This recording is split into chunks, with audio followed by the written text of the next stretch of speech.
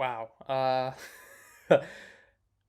Okay then. Where do I start? Gosh.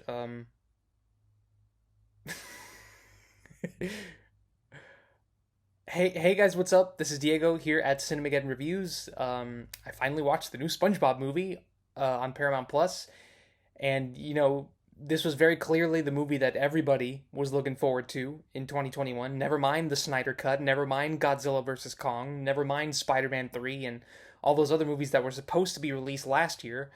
This is very clearly the peak of cinema in 2021.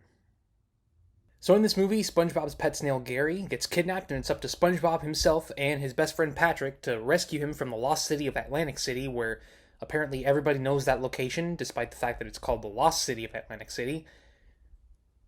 Never mind. And along the way, we'll see guest appearances by Keanu Reeves, Snoop Dogg, and Danny Trejo, and there'll also be a lot of flashbacks that set up Camp Coral, the spin-off show on Nickelodeon.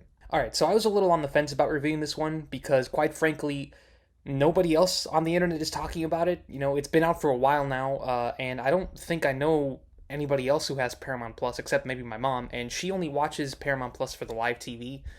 She shared her password with me, and that's how I was able to watch it. And I wasn't going to watch it, but I figured, you know what? I like the first two SpongeBob movies, more so the first one, but the second one wasn't that bad either.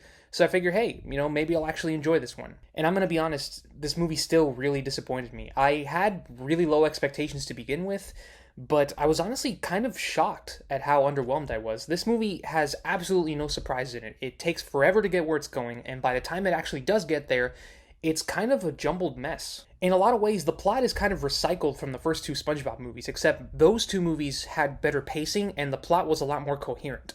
In Sponge on the Run, SpongeBob and Patrick just kind of get sidetracked scene after scene after scene, and eventually you're just like, come on, dude, we're like an hour into this, just get to the plot already. In fact, I would say that the actual plot of this movie, the beats that are actually important, that move the story along, only make up about half of the movie's total runtime. And keep in mind, guys, this is a 91-minute long movie with credits.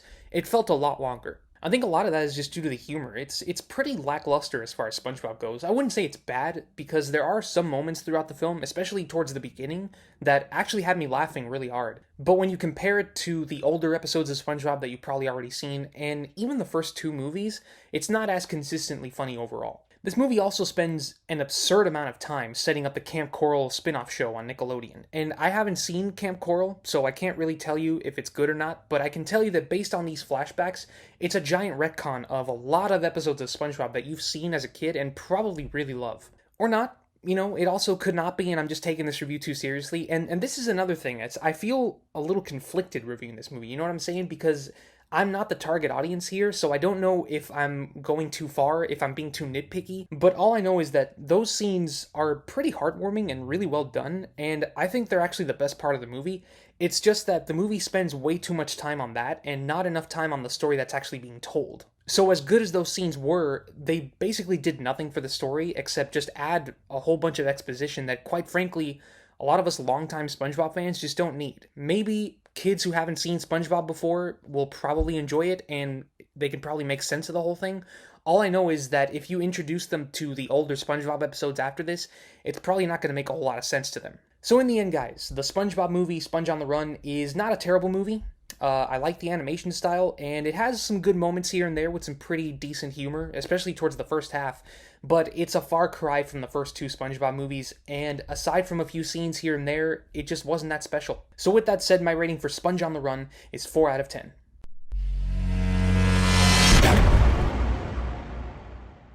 Yes, I know, you're very disappointed that this movie that you guys have been waiting for such a long time and that nobody on the internet is talking about right now, that you probably haven't even heard of, is disappointing.